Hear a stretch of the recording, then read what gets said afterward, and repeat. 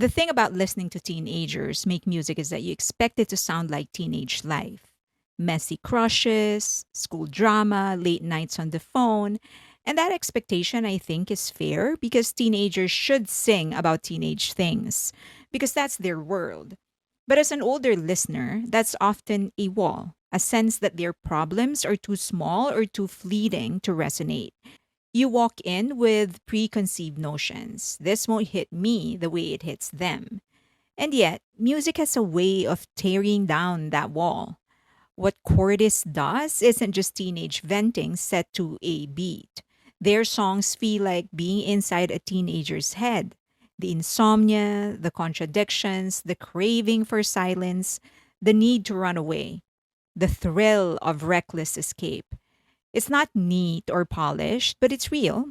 And the more you listen, the more you realize those thoughts aren't limited to 16 or 17-year-olds. They're universal. The storm in their heads sounds like a lot like the storm in ours.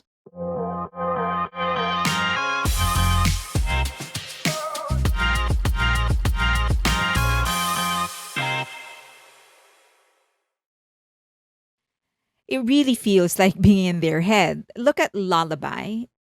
It captures the exhaustion, disillusionment, and fleeting comfort of teenage life. The song opens with small, almost absurd details. Why you turn the AC when it's already cold, setting a mood of discomfort and confusion. It builds into confessions of sleepless nights, abandoned crayons, and the blunt realization that dreaming feels pointless when reality already demands too much. The repeated refrain, I got work, you got work, but in this moment, quiet first, becomes a teenage mantra. Even under the pressure of school, jobs, expectations, they crave moments of silence. Importantly, the song does not offer a polished resolution. Instead, it reflects a teenager's raw processing of overwork, fatigue, and friendship as a lifeline. I spent my teens with the friends I have left. My friends are on my side. Musically, it is subdued. Cyclical rhythm mirrors sleepless nights, repetitive, heavy, yet oddly soothing. It feels less like a lullaby that puts you to rest and more like a whispered admission of burnout. This makes Lullaby not just a song, but a portrait of adolescence under pressure, where quiet companionship replaces grand resolutions. Now let's look at Joyride. If Lullaby is the song of teenage exhaustion, Joyride is its reverse valve. The imagery flips from bedrooms and underground nights to cars, speed, and breaking free. Lyrics like trapped inside this building all night long acknowledge confinement, school expectations, and institutions. But the chorus explodes into rebellion. Let's leave this place, throw the map away, because we're on a joyride. Here, teenage thought becomes impulsive, euphoric, reckless. Cola in the trunk, maps discarded, no destination. Only the act of running away matters. Even references like being a model student is my past tense emphasize identity in flux, rejecting conformity in favor of chaos. The sound is faster, more dynamic, capturing adrenaline, where Lullaby seeks a pause. Joyride demands acceleration. Together, the two songs outline a teenage dialect, oscillating between collapse and escape, despair and defiance. Depth in the chaos of their youth. At first listen, Cortis's album feels scattered, each track chasing a different mood, genre, or sonic experiment. Unlike many hype groups, there's no tightly scripted storyline or cinematic universe tying the songs together. But this apparent chaos is the entire point. Adolescence rarely unfolds in a neat, linear arc. For teenagers, life is a constant swing between exhaustion and euphoria, boredom and rebellion, silence and noise. Look at the album through that lens, and the disjointedness becomes its coherence. These are young people in real time trying to figure out themselves out, and the songs are snapshots of the restless process. Let's look at fashion. On the surface, fashion is playful, almost nonsensical. Thrift store finds, brand name flexes, a $5 tee with $10,000 pants, but underneath, it's a sharp reflection of the teenage search for identity. Clothes become more than fabric, they're armor, rebellion, and aspiration. The lyrics jump from Dongmyo thrift bins to Met Gala fantasies, exaggerating the absurd swings between ordinary reality and imagined glamour. It's chaotic, funny, and slightly ironic, but that's what makes it real. Teenagers often craft themselves through contradictions, testing versions of identity through style. Next, what you want. This track is a manifesto of crawling money, style, fame, love, and what? Take what you want. It doesn't resolve into a single desire because that's not the point. It's about insatiability of youth, the sense that nothing will ever be enough. Nirvana references late night urges and the repetition of that's what we're looking for all underline the chaos of wanting everything and nothing at once. The lyrics don't offer clarity, but they reveal depth, ambition, insecurity, and the desperate need to matter. Together, Fashion and What You Want demonstrate how the album Fragmented Energy is actually a portrait of teenage interior life. The chaos is authentic because it mirrors the contradiction of youth, materialism and irony, ambition and confusion, individuality and conformity. By resisting a single storyline, Cortis captures something closer to truth, the messy, contradictory depth of trying to grow up. Clash of melodies and meanings. One of the most striking things about Cortese isn't just what they say in the lyrics, but how these words collide with the sound underneath. The contrast between melody and beat, soft versus harsh, soothing versus restless, playful versus heavy, is what gives their music depth. At first listen, some tracks feel chaotic and mismatched, even. But that mismatch is exactly the point. It's the sound of youth in contradiction, craving quiet while resisting it, chasing escape while questioning it, boasting while secretly doubting. The contrast between what you hear and what you feel is where the real story of these songs lives. Fashion, for example. Chaotic, exaggerated flexing, thrift stores, Met Gala, absurd contrasts. That's the lyrics. But the beat is bouncy, trapped, influenced beat. Repetitive hook. It's all about fashion, fashion, fashion. It's playful, almost mocking in tone. The monotone chant like chorus undercuts the wild name dropping verses. This tension makes the song feel self aware. It celebrates fashion while parodying its emptiness. Let's look at what you want. The lyrics is about hungry ambition, money, style, fame, love, and what? The melody and the beat, they're aggressive and high energy. It contrasts with melodic lines that sound more uncertain, sometimes even flat. And the hook loops insistently. The push pull between urgent rapping and less defined melodic stretches reflects the uncertainty of chasing everything at once.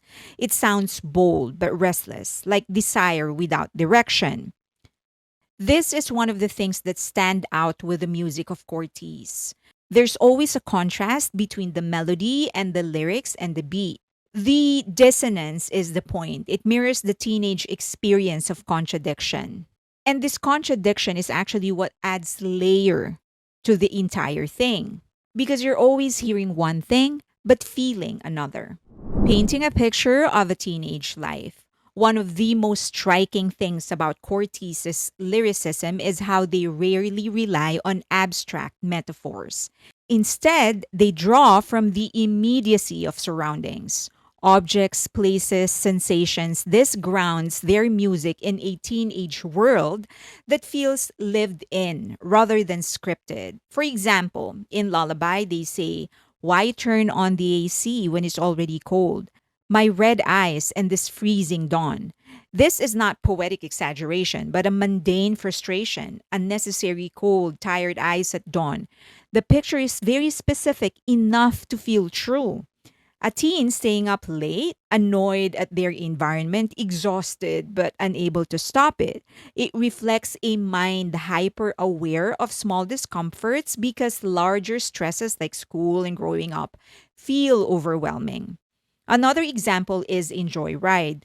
Fill the trunk with cola, step on the pedal quick. Instead of romanticizing escape with grand images, the detail is cheap soda in the trunk, the kind of thing a teenager actually brings when running away for the night. The image makes the rebellion feel impulsive and relatable. This is not about polished freedom, but messy, sugar fueled escape. Another would be in fashion. They say my tee $5, my pants 10 grand. A thrifted t-shirt next to a designer brand pants exaggerates the clash between reality and fantasy. Teenagers constantly swing between cheap everyday life and luxury dreams fed by the media. This line paints a picture of aspiration through contradiction, wanting to belong to be both the thrift shop and the runaway at once. Hyper awareness of the ordinary. This is one thing they are good at. Teens notice and elevate small details, air conditioners, cheap soda, thrift stores, because their daily lives are still their main frame of references. They also know how to blend reality with aspirations. They exaggerate contrasts, thrifting and luxury, exhaustion and fantasy. They explore who they might become. They also are very good at fragmentary processing. Instead of polished metaphors, they stitch meaning together from what's directly around them. And so, yes, this is the mind of a teenager. It feels like you're going inside their head and following their thought process. But their chaos actually resonates across generations. It's tempting to hear Cortis's music and file it away as youthful chaos. The restless insomnia of Lullaby, the reckless freedom of Joyride, the contradictions of fashion. But that chaos doesn't vanish when you leave your teens. For most people, life remains a storm in the head, competing desires, unfinished goals, the constant push and pull between responsibility and freedom. That's why their songs resonate beyond their own generation. The imagery may come from teenage bedrooms and thrift stores and late night drives, but the emotional engine, contradiction, ambition, exhaustion, and fleeting happiness. They are timeless. Older listeners may not sneak cola into the trunk for a midnight escape, but they understand the impulse to get in the car and drive away from pressure. They may not stay up all night dodging homework, but they know the fatigue of being pulled between what they must do and what they actually want to do. And this is what gives Cordis a genuine chance to succeed long term. They're not just writing about teenage angst for teenage fans. They're articulating the universal contradictions of being human, wanting everything, fearing failure, craving both silence and noise. By capturing the storm rather than smoothing it into a neat concept, their music becomes less about a phase of life and more about the condition of life itself. If adolescence is their raw material now, it's also their gateway to building a catalog that will keep resonating as they and their audience grow older.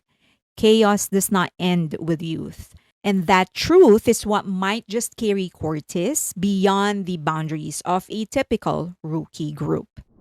Is the album groundbreaking? I wouldn't say so, but they do show signs of becoming a great groundbreaking artist someday. This are I know they are so good at what they do that it's easy to forget they're 16 and 17 and only one of them is actually 19 and that's like still a kid. you know but the maturity that they have in terms of being able to do contrasts between their lyrics and their melodies and their beats, and also the sensitivity and the awareness that they have on the types of imagery that they create and even the basic message that they're trying to deliver. It's definitely way better than what you would expect of someone of their age. So they have great potential, but just like any skill or talent, the things that you're born with, unless you nurture them the right way, then it's not going to develop into greatness. So let's see what's going to happen. But if this album is any kind of indication, they do have the raw materials to be great. Let's see. I am excited. So I'm actually watching them. Let's see what they're going to be doing next.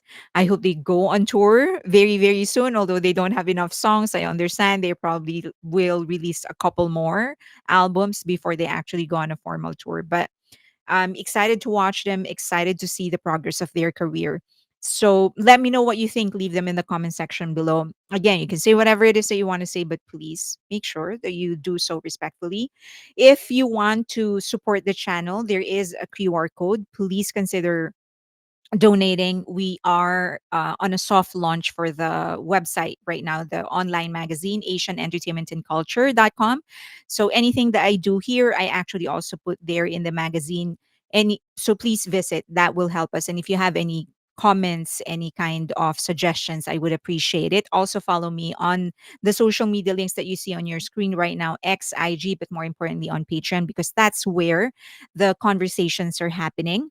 And I have opened my YouTube membership, so please consider following me there as well.